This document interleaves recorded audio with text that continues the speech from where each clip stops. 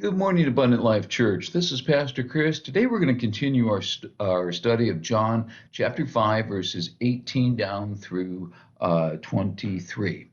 And when we left off, Jesus was having an argument with the Pharisees. He had healed somebody on the Sabbath. They said, "You can't do that." He said, "My Father works on the Sabbath." He was essentially calling himself God, so why can't I? But then he says, the Son can't do anything without the Father. So, Jesus, are you equal to God or aren't you? What was he really saying here? And why does this question matter so much to our faith? Because it does matter. Uh, Even Jesus says, "Not my will, but yours," when he's talking to God. Now, that implies two wills. So, wasn't Jesus saying that his will wasn't as good as the Father's will? If his will is not as good as the Father's will, then he's not equal to the Father. But that's not at all what Jesus was saying. Jesus didn't have a different will. He didn't have a plan that he thought was better, but well, okay, we'll do it your way, God. No, when he said, "Not my will," remember, he was facing the cross. He's in the garden praying. Of course, his human nature is going to want him out of the cross. He doesn't want to go through that. It's incredibly painful. But he had the same will that God did. I know what your plan is, God, and I'm not going to allow my desire to not be in pain supersede our agenda. The Father and the Son had the same agenda. That's important to note because that's going to come up again. Jesus's mind was the same as God's mind. There was no separation whatsoever. Okay, but wouldn't the Son naturally be less than the Father? No, because that's not what he meant. In that culture, when you use the phrase son of, it didn't mean your little boy, which would imply they're on different levels, different authority, what have you. The term son of meant the very essence of the thing itself. Calling yourself the son of God would be like saying, "I am the very essence of God. I am God himself. I am equal to Jehovah." That's exactly what Jesus meant. And that's exactly how the religious leaders understood it. They knew what he was saying. So, why does this matter so much? Why does it matter that Jesus is God himself? Because even if we don't realize it, it does matter. It matters a lot. I remember hearing once that a doctor was recalling his time in medical school. And he said, it's interesting because the classes that took all of our time and that we did the most work on and spent the most time studying, classes like anatomy, we really don't use that much.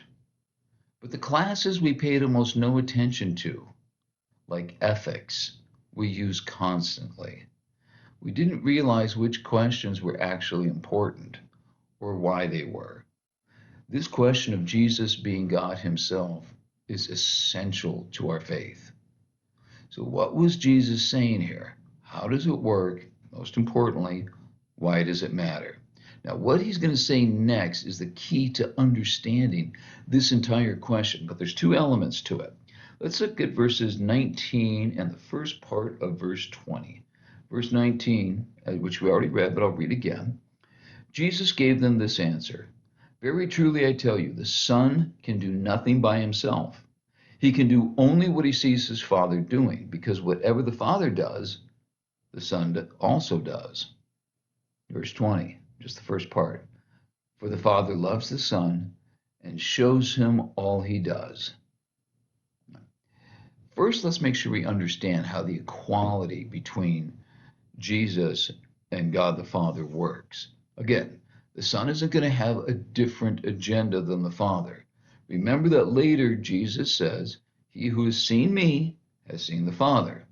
That's what he meant. You don't need to go wondering about God's will and God's agenda and his mind and his plans and all that. It's the same as Jesus's. There's no difference. When I was in college, I worked at a pharmacy. And I remember the pharmacist, a great guy, Leonard, really liked him, loved that job. But Leonard once taught me, he said, always buy generic brand. If you're buying aspirin, if you're buying, cold medicine, always buy the generic brand. He said, let me show you why. And he took a bottle of generic medication and a bottle of name brand medication. He says, what's the biggest difference? I don't know. He says, this one costs 25% of what this one costs 4 times more than this one. I could take these, I could empty them out, mix them up, put them back into the bottles, what have you. It wouldn't make any difference. They're the same drug, same ingredients, no difference whatsoever. You are paying for the brand name.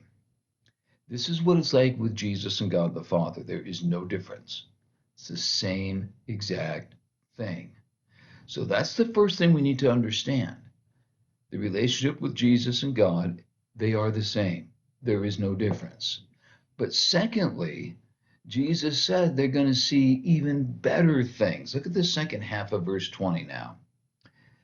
Yes, and he will show him even greater works than these, so that you will be amazed. You're going to see things even bigger than just me healing somebody. I claim to be God himself. Now he's going to explain what that means and what will happen. There'll be way bigger things than just seeing a crippled man find new life and healing. That'll be nothing compared to what you see I was really sent for. And when you see that, it's going to change everything. Once again, there are two big things they're going to see. When they see it, nothing will ever be the same. It'll be a cataclysmic change that will affect every single person. You know what he's talking about, and we'll talk more about that next time. Till then, have a great day.